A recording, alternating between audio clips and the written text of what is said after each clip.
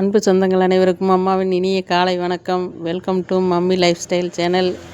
ஒரு 15 நாள் ஆச்சு வீடியோ போட்டு. இன்றைக்கி தான் கொஞ்சம் ரிலீஃப் ஆகி கடையும் வச்சாச்சு. சின்னதாக எனக்கு தெரிஞ்ச ஒரு கோலத்தை போட்டு விட்டுட்டு கொஞ்சம் கண் வலிக்கிறது தான் செய்யும். இருந்தாலும் இன்னும் ஒரு வாரத்துக்கெல்லாம் படுத்தோம்னா இப்போ அடுப்பில் பூனை படுத்துரும். அதுக்காக இன்றைக்கி கடை ஓப்பன் பண்ணியாச்சு.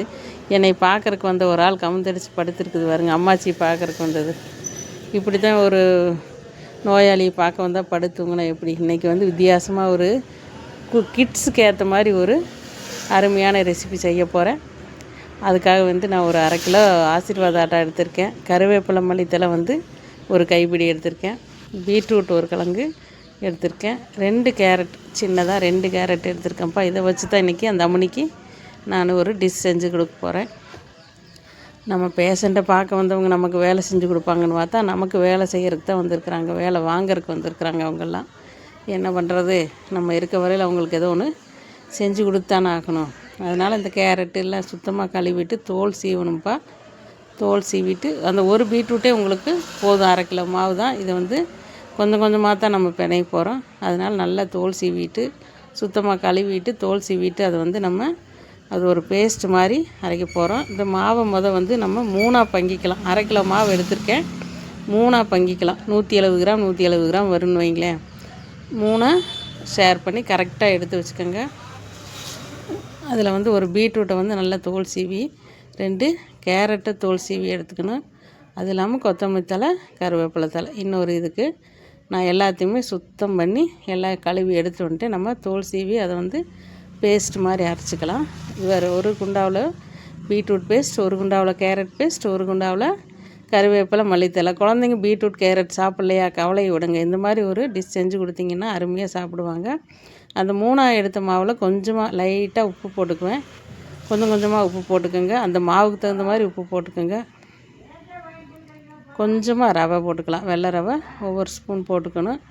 3ஆக பங்கி சும்மா ஒரு 10 கிராம் ரவை இருந்தால் போதும். அதில் எல்லாத்தையுமே ஷேர் பண்ணி எல்லா மாவுலையும் போட்டுக்கோங்க. அது வர எடுத்துருக்கிற பாருங்க, கொஞ்சமாக எடுத்திருக்கேன். 1 ஸ்பூன் எடுத்திருக்கேன் பெரிய ஸ்பூனில். அதில் எல்லாத்துக்குமே கொஞ்சம் கொஞ்சமாக ரவை போட்டுக்கலாம். போட்டுக்கோங்க. உப்பு 3க்குமே போட்டாச்சுப்பா. ரவை எல்லாத்துக்கும் போட்டாச்சு. நம்ம ஒரு தடவை அந்த பீட்ரூட் சாறு எடுத்து ஒரு பகுதி மாவுக்கு ஒரு பீட்ரூட் சாறு எடுத்து நம்ம பிணைஞ்சிக்கலாம். தனித்தனியாக எல்லாத்தையுமே பிணைஞ்சிக்கலாம். ஒரு பீட்ரூட் மாவு எடுத்தாச்சு. அது பிணைஞ்சி வச்சுக்கலாமா. இதே மாதிரி 3ஐயுமே எடுத்து பீட்ரூட் மாவு, கேரட் மாவு, கீரை மாவுன்னு சொல்லி நம்ம எடுத்து ஒவ்வொன்றுக்காக எடுத்து நம்ம பிணைஞ்சி உருண்டை உருட்டி வச்சுக்கலாம்ப்பா. பார்த்து எல்லாத்தையுமே ஷேர் பண்ணி அதுக்கு தண்ணியே விட தேவையில்லை. அதில் இருக்கிற சாரே உங்களுக்கு கரெக்டாக இருந்தது. பிணைஞ்சி வச்சுட்டு நான் இதுக்கு தண்ணியே விடலை. லேசாக எண்ணெய் ஊற்றிக்கலாம். எண்ணெய் ஊற்றி ஒரு 10 நிமிஷம் ஊறட்டும் மாவு. மூடி வச்சுட்டு நம்ம குருமா வைக்கிறதுக்கு ரெடி ஆகிக்கலாம் அதுக்குள்ளே. அதனால் ஒரு 10 நிமிஷம் அவங்க ஊறிட்டு இருக்கட்டும் கொஞ்சம் நேரம். அதனால் எண்ணெய் வரன்னு போயிடும். அதனால் கொஞ்சம் எண்ணெய் ஊற்றி ஒரு தட்டு போட்டு மூடி ஒரு 10 நிமிஷம் விட்டுடலாம். அது வாட்டில் ஊறிட்டு இருக்கட்டும். இப்போ பிணைஞ்சி ஒரு 10 நிமிஷமாவது ஊறினா தான் உங்களுக்கு பூரி கொஞ்சம் நல்லா மெதுவாக இருக்கும். அதனால் ஊறிட்டு இருக்கட்டும். அதுக்குள்ளே நம்ம குருமா வச்சுட்டு வந்துடலாமா.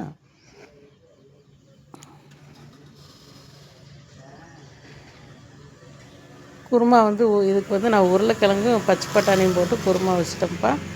ஒரு 1/4 மணி நேரம் ஆயிடுச்சு. அதுக்கு எடுத்துகிட்டு இது மாவும் பார்த்திங்கன்னா நல்லாவே ஊறி இருக்குது. நம்ம ஃபஸ்ட்டு இந்த கீரை உருண்டையை நம்ம ஒரு உருண்டை உருட்டிக்கலாம்.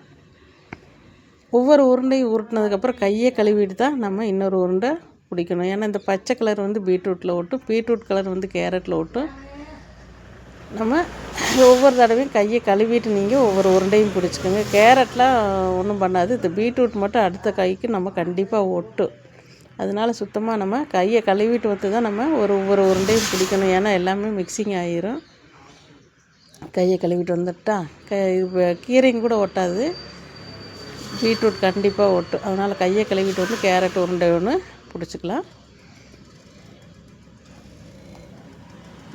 இப்படி செஞ்சு கொடுத்து பாருங்கள். குழந்தைங்க வேணும் அப்படின்னு சொல்லி கேட்பாங்க. பீட்ரூட்டு, கேரட்டு, கீரை, கருவேப்பிலையெல்லாம் தூக்கி வைக்கிறவங்க கூட இந்த மாதிரி செஞ்சு கொடுத்தீங்கன்னா மல்டி கலரில் ஒரு பூரி செஞ்சு கொடுத்திங்கன்னா நிச்சயமாக கண்டிப்பாக சாப்பிடுவாங்க. இன்னும் வேணும்னு நம்ம ஒவ்வொரு மாவாக நம்ம ஒரு உருண்டை போட்டுக்கலாம், வர மாவு போட்டுக்கலாம். பூரிக்கு போகிற மாதிரியே எப்பவும் போல் முதல்ல கேரட் உருண்டையே எடுத்துக்கலாம். பூரி மாவு மாதிரியே தேய்ச்சிக்கலாம்ப்பா. ஆனால் நமக்கு கரெக்டாக வராது. இந்தியா மேப் மாதிரி வரும், ஐரோப்பா மேப் மாதிரி வரும். அதனால் நம்ம தேய்ச்சி வச்சுட்டு அதுக்கப்புறம் ஒரு ஐடியா பண்ணலாம். ஒரே ஷேப்பாக வர்றதுக்கு கட் பண்ணிக்கலாம். எனக்கு எப்போவுமே ரவுண்டாக வர்றதுக்கு வாய்ப்பே இல்லை. ஒரு ஒவ்வொரு நாட்டு மாதிரியே இருக்குது. இந்தியா ஒன்று, ஐரோப்பா ஒன்று மாதிரியே இருக்குது. அதுக்காக 3 மாவையும் ஒவ்வொன்றா தேய்ச்சி வச்சுக்கிட்டு நான் ஒரு தொகுப்பூசி மூடி எடுத்து அதை வந்து ஷேப்பாக கட் பண்ணிக்குவேன். எப்போவுமே பூரி ஓட்டனா அதுக்காக ஒரு மூடி வச்சு ஷேப் கட் பண்ணிக்கலாம். ஏன்னா ஒரே மாதிரி வரணும்ல, கண்டிப்பாக நமக்கு வராது ஒரே மாதிரி.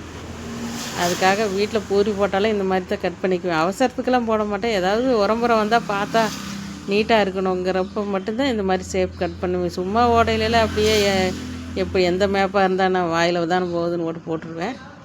இந்த மாதிரி புதுசாக ஏதாவது செய்யும்போது மட்டும் கரெக்டாக, ஏன்னா இது அளவு கரெக்டாக வேணும். இல்லைன்னா உங்களுக்கு ரோல் பண்ணும்போது ஒரே மாதிரி வராது. அதுக்காக வேண்டி ஷேப் பண்ணிக்கிட்டோம்ப்பா. அவ்வளோதான், 3 மாவு ரெடி ஆயிடுச்சு. நம்ம இந்த மாவு அதை வந்து அந்த மிச்சம் இருக்கிற மாவுலேயும் கொண்டு அதில் சேர்த்திக்கலாம். ஒன்று மேலே ஒன்று வச்சுக்கலாம். கரெக்டாக சேஃபாக வெட்டினா தான் இந்த மாதிரி வைக்க முடியும். அதுக்காகத்தான் இந்த மாதிரி மூடியை வச்சு வெட்டிக்கிட்டேன். இதை வந்து லைட்டாக ப்ரெஸ் பண்ணிக்கோங்க. கட்டையை வச்செல்லாம் தேய்க்க வேண்டாம், கையில் ப்ரெஸ் பண்ணாலே நல்லா அமர்ந்துக்கும். அப்படியே இது வந்து நம்ம ரோல் பண்ணிக்கலாம்ப்பா. இது நான் சின்ன குழந்தைக்கு போட்டு போகிறனால குட்டி குட்டியாக நான் கட் பண்ணிக்கிறேன். பெரியவங்களுக்கு போடுற மாதிரி இருந்துச்சுன்னா மாவு பெருசாக கட் பண்ணிக்கலாம். நான் இது இந்த குட்டிக்கு போட்டு கொடுத்துட்டு அதுக்கப்புறம் பெருசாக போட்டுக்கலாம் அப்படின்னு போட்டு நான் இது வந்து ரோல் பண்ணிட்டேன். அவ்வளோதான், ரோல் பண்ணியாச்சு. நம்ம கத்தி வச்சு சின்ன சின்ன பீஸாக அரிஞ்சிக்கலாம்.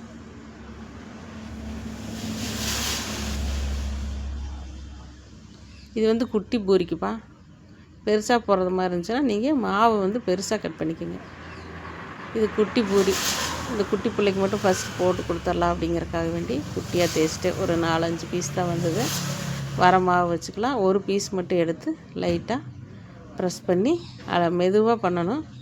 பாருங்களேன், தேய்க்கிறப்ப ரொம்ப ஒரு தடவை அழுங்காமல் தேய்ச்சிட்டு மறுபடியும் கூட இதாக பண்ணல. ஏன்னா அது உடஞ்சிராமல் அப்படியே ரோலிங் வந்து கரெக்டாக மாவு வந்து 3 லேயர் கரெக்டாக இருக்கிற மாதிரி வச்சு வர மாவு போட்டு தேய்ச்சிக்கோங்க.